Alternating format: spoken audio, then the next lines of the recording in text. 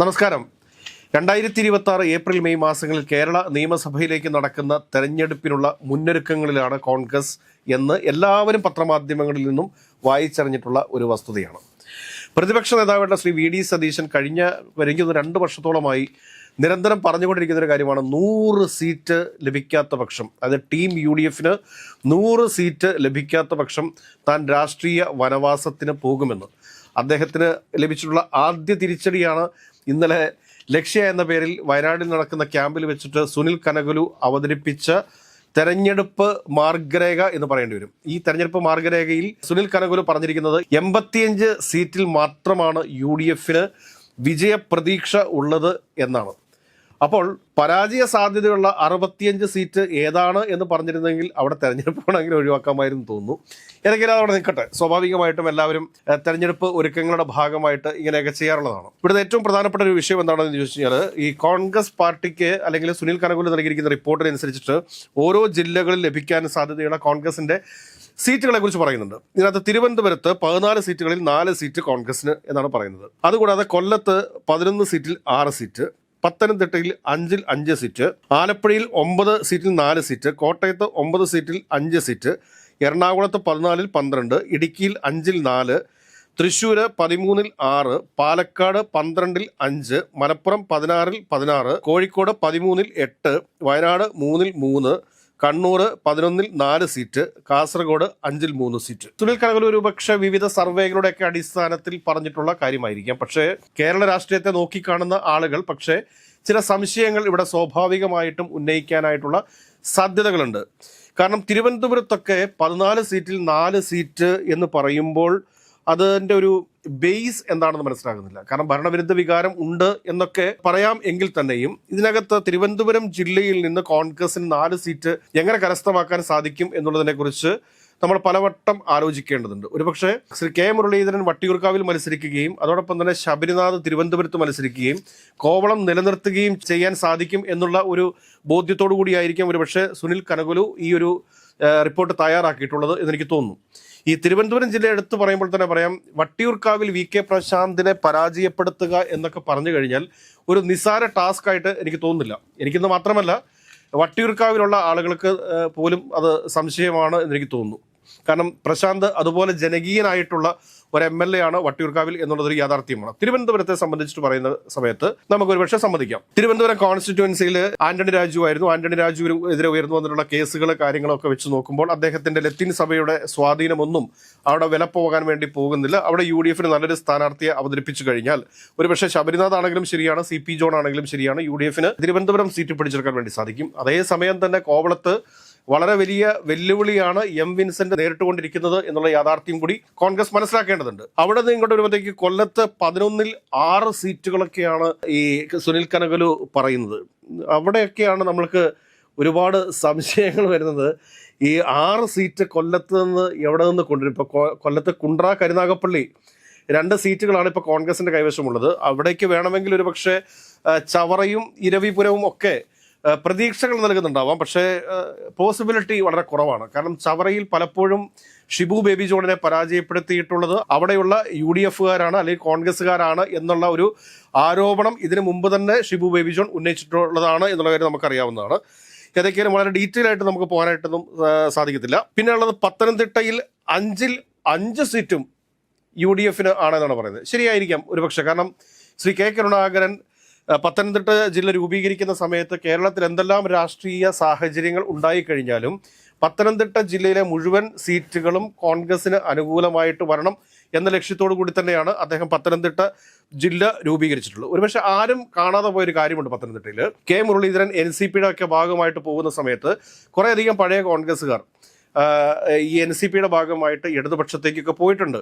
അതൊക്കെ സുനിൽ കനകലു ഏത് രീതിയിലാണ് കൗണ്ട് ചെയ്തിരിക്കുന്നത് എന്നുള്ളതിനെ കുറിച്ച് നമുക്ക് അറിഞ്ഞുകൂടാ.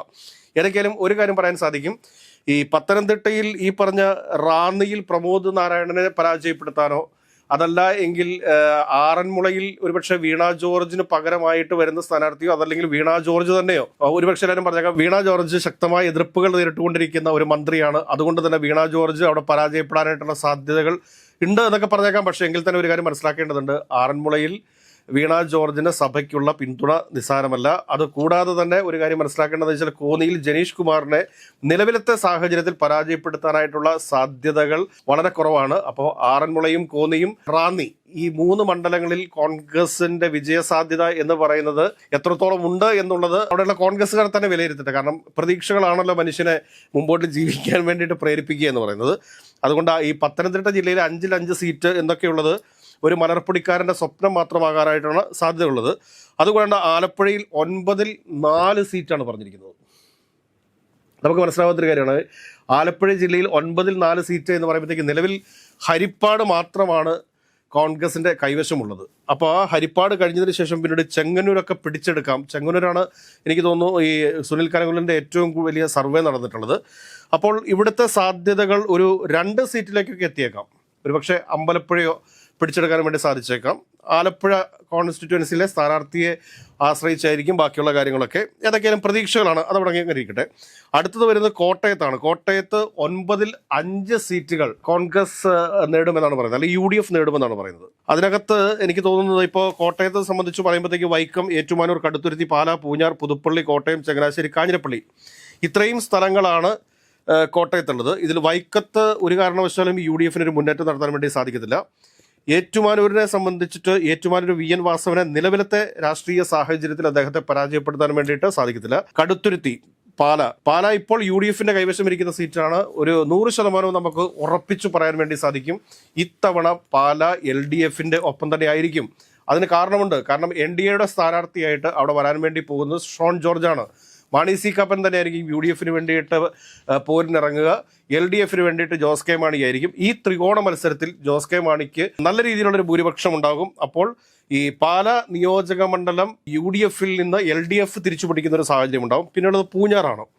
പൂഞ്ഞാറിൽ PC ജോർജ് തന്നെ മത്സരിക്കാൻ വേണ്ടിയിട്ട് NDAക്ക് വേണ്ടിയിട്ട് മത്സരിക്കാൻ വേണ്ടിയിട്ട് ഇറങ്ങുന്ന ഒക്കെ പറയുന്നു. പക്ഷേ അതിലൊക്കെ എത്രത്തോളം അദ്ദേഹത്തിന് വോട്ട് നേടാൻ സാധിക്കും എന്നുള്ളതിനെക്കുറിച്ച് അറിയില്ല. പുതുപ്പള്ളി ഉറപ്പായിട്ട് UDF കിട്ടും. കോട്ടയം UDF സാധ്യതകളുണ്ട്. ചങ്ങനാശ്ശേരി, കാഞ്ഞിരപ്പള്ളിയൊക്കെ UDF കിട്ടുമെന്ന് പ്രതീക്ഷിച്ച് കഴിഞ്ഞാൽ അതൊക്കെ വീണ്ടും ഒരു മലർപ്പൊടിക്കാരൻ്റെ സ്വപ്നം എന്ന് മാത്രമേ നമുക്ക് പറയാൻ വേണ്ടി സാധിക്കത്തുള്ളൂ. പിന്നെ ഇങ്ങോട്ട് വന്നു കഴിയുമ്പോഴത്തേക്ക് നമ്മുടെ എറണാകുളം ജില്ലയാണ്. എറണാകുളം ജില്ലയിൽ 14-ൽ 12 സീറ്റാണ് കോൺഗ്രസ് പറയുന്നത്. പക്ഷേ ഇവിടെ എനിക്ക് പറയാനുള്ളത് എറണാകുളം ജില്ലയിൽ ഒരു പക്ഷേ 14-ൽ 14 സീറ്റും കോൺഗ്രസിന് നേടാൻ പറ്റുന്ന രാഷ്ട്രീയ സാഹചര്യങ്ങളുണ്ട്. അതായത് 2020 സംബന്ധിച്ച് അവരുടെയൊക്കെ ഒരു ശക്തി കുറഞ്ഞു എറണാകുളം ജില്ലയിൽ എന്ന് വേണം നമ്മൾ മനസ്സിലാക്കാനായിട്ട്. അങ്ങനെ വരുന്ന ഒരു സാഹചര്യത്തിൽ സംഭവിക്കാൻ പോകുന്നത് എന്താണ് എന്ന് ചോദിച്ചു കഴിഞ്ഞാൽ കോൺഗ്രസ് ഒറ്റക്കെട്ടായി മത്സരിക്കുന്ന ഒരു സാഹചര്യം ഉണ്ടായിക്കഴിഞ്ഞാൽ 14-ൽ 14 സീറ്റും UDF അനുകൂലമായിട്ട് നേടാൻ വേണ്ടിയിട്ട് സാധിക്കും. അപ്പോഴും ചില പ്രശ്നങ്ങൾ എറണാകുളം ജില്ലയ്ക്കകത്തുണ്ട്. ഈ പറഞ്ഞ പെരുമ്പാവൂർ ഉൾപ്പെടെ, അങ്കമാലി ഉൾപ്പെടെ, അതുകൂടാതെ തന്നെ വൈപ്പിൻ, കുന്നത്തുനാട് ഉൾപ്പെടെയുള്ള നിയോജക മണ്ഡലങ്ങളിൽ കോൺഗ്രസ് വളരെ ശ്രദ്ധയോടുകൂടി കാര്യങ്ങൾ മുമ്പോട്ട് നീക്കാത്ത പക്ഷം അത് നഷ്ടപ്പെടുന്ന ഒരു സാഹചര്യം ഉണ്ടാവും. നിലവിലിപ്പോൾ കുന്നത്തുനാടിൽ PV ശ്രീരഞ്ജനാണ് LDF സ്ഥാനാർത്ഥിയായിട്ട്. അടുത്ത പ്രാവശ്യം അദ്ദേഹം തന്നെ ആയിരിക്കും മത്സരിക്കുക. അപ്പോൾ വേണമെങ്കിൽ എറണാകുളത്ത് UDF 14-ൽ 14 സീറ്റ് നേടാൻ വേണ്ടി സാധിക്കും. അത് നേടാൻ സാധിച്ചില്ല എങ്കിലും ഒരു 10 സീറ്റിലേക്കൊക്കെ എറണാകുളത്ത് ഉറപ്പായിട്ടും UDF എത്തും എന്ന കാര്യത്തിൽ സംശയം വേണ്ട. പിന്നെ അടുത്തത് ഇടുക്കിയാണ്. ഇടുക്കിയിൽ 5-ൽ 4 സീറ്റ് പറയുന്നുണ്ട്. ഈ 5-ൽ 4 സീറ്റ് പറയുമ്പോഴത്തേക്ക് എനിക്ക് തോന്നുന്നു അതിൽ ഒഴിവാക്കിയിരിക്കുന്നത് ഇടുക്കിയാണെന്ന് ഇരിക്കുന്നു. ഇടുക്കിയിലുള്ള റോഷി അഗസ്റ്റിന്റെ ഒരു സ്വാധീനം അത് കൃത്യമായിട്ട് കോൺഗ്രസിന് ധാരണയുള്ളതായിട്ടാണ് എനിക്ക് തോന്നുന്നത്. അല്ലെങ്കിൽ സുനിൽ കനകുലുവിന് ധാരണയുള്ളതായിട്ടാണ് തോന്നുന്നത്. അതുകൊണ്ടാണ് തൊടുപുഴ അവർ വിജയിക്കാനായിട്ട് സാധ്യതയുണ്ട്. പക്ഷേ തൊടുപുഴയിലും ഒരു പ്രധാനപ്പെട്ട പ്രശ്നം കോൺഗ്രസ് മനസ്സിലാക്കേണ്ടത് എന്തെന്ന് ചോദിച്ചു കഴിഞ്ഞാൽ PJ ജോസഫ് അല്ല മത്സരിക്കുന്നത് എങ്കിൽ അവിടെ കനത്ത മത്സരം ഉണ്ടാകും. അവിടെ ജോസഫ് ഗ്രൂപ്പിനകത്ത് തന്നെയുള്ള ഒരു പ്രധാനപ്പെട്ട ആൾ തന്നെ LDF സ്ഥാനാർത്ഥിയായിട്ട് വരാനായിട്ടുള്ള സാധ്യതകളുണ്ട്. ആ സാധ്യതകൾക്ക് മുമ്പിൽ തൊടുപുഴ പോലും നഷ്ടപ്പെട്ടു പോകാൻ സാധ്യതയുണ്ട്. പിന്നെയുള്ളത് ഉടുമ്പൻചോലയും ദേവികുളം ഒക്കെയാണ്. അവിടുത്തെയൊക്കെ രാഷ്ട്രീയ സാഹചര്യങ്ങൾ എങ്ങനെയാണെന്ന് സുനിൽ കനകുലു കൃത്യമായിട്ട് വിലയിരുത്തിയതിൻ്റെയൊക്കെ അടിസ്ഥാനത്തിലാണോ ഈ 5-ൽ 4 സീറ്റ് എന്നുള്ളത് പറഞ്ഞിരിക്കുന്നത് എന്ന് നമുക്ക് അറിഞ്ഞുകൂടാ. അത് കഴിഞ്ഞിട്ട് നമ്മൾ തൃശ്ശൂരിലേക്ക് വന്നു കഴിയുമ്പോഴത്തേക്ക് തൃശ്ശൂരിൽ 13-ൽ 6 സീറ്റുകളാണ് പറഞ്ഞിരിക്കുന്നത്. ഇമ്പോസിബിൾ. ഒരു ചാലക്കുടി മാത്രമാണ് ഇപ്പോൾ നിലവിൽ കോൺഗ്രസിന്റെ കൈവശമുള്ളത്. ഈ ചാലക്കുടി വിട്ടുകഴിഞ്ഞാൽ പിന്നെ കോൺഗ്രസിന് നിലനിർത്താൻ പറ്റുന്ന നിയോജക മണ്ഡലങ്ങളെ കുറിച്ച് നമ്മൾ ഗഹനമായിട്ട് ചിന്തിക്കേണ്ടി വരും. ഒരുപക്ഷെ തേറമ്പിൽ രാമകൃഷ്ണനൊക്കെ ഇറങ്ങിക്കഴിഞ്ഞാൽ തൃശ്ശൂര് പിടിക്കാൻ സാധിച്ചേക്കാം. അതല്ലെങ്കിൽ മണലൂര് VM സുധീരൻ മത്സരിച്ചാൽ ഒരുപക്ഷെ മണലൂര് തിരിച്ചു പിടിക്കാൻ പറ്റിയേക്കാം. TN പ്രതാപൻ ഏതെങ്കിലും ഒരു സ്ഥലത്ത് മത്സരിക്കുന്നുണ്ടെങ്കിൽ ഒരുപക്ഷെ ഗുരുവായൂരൊക്കെ മത്സരിച്ചാൽ ഒരുപക്ഷെ ആ സീറ്റും നേടാൻ വേണ്ടി സാധിക്കും. എന്നതിനപ്പുറത്തേക്ക് കോൺഗ്രസിന് അവിടെ നിന്ന് തൃശ്ശൂരിൽ നിന്ന് കൂടുതൽ സീറ്റുകൾ പ്രതീക്ഷിക്കേണ്ട കാര്യമേ ഇല്ല. അടുത്തത് പാലക്കാടാണ്. പാലക്കാടിൽ 12-ൽ 5 സീറ്റുകളൊക്കെയാണ് പറഞ്ഞിരിക്കുന്നത്. ഞാൻ അതിനെ കൂടുതൽ കമൻറ്റ് പറയാനായിട്ടില്ല. മലപ്പുറത്ത് 16-ൽ 16 സീറ്റ്, അത് പൊളിറ്റിക്കൽ റിയാലിറ്റിയാണ്. 16-ൽ 16 സീറ്റിനും അവിടെ UDF തന്നെയാണ് സാധ്യത. കോഴിക്കോട് 13-ൽ 8 സീറ്റ്. കോൺഗ്രസിന് കഴിഞ്ഞ 3 തെരഞ്ഞെടുപ്പുകളിലായിട്ട് ഒരു സീറ്റ് പോലും ലഭിക്കാത്ത ഒരു ജില്ലയാണ് കോഴിക്കോട് ജില്ല എന്ന് പറയുന്നത്. ഈ കോഴിക്കോട് ജില്ലയിൽ 8 സീറ്റ് നേടും എന്ന് പറയുന്നത് മുസ്ലിം മൈനോറിറ്റി വോട്ടുകളുടെ ഒരു കൺസോളിഡേഷൻ ഉണ്ടാകും എന്നുള്ള പ്രതീക്ഷയിലാണ്.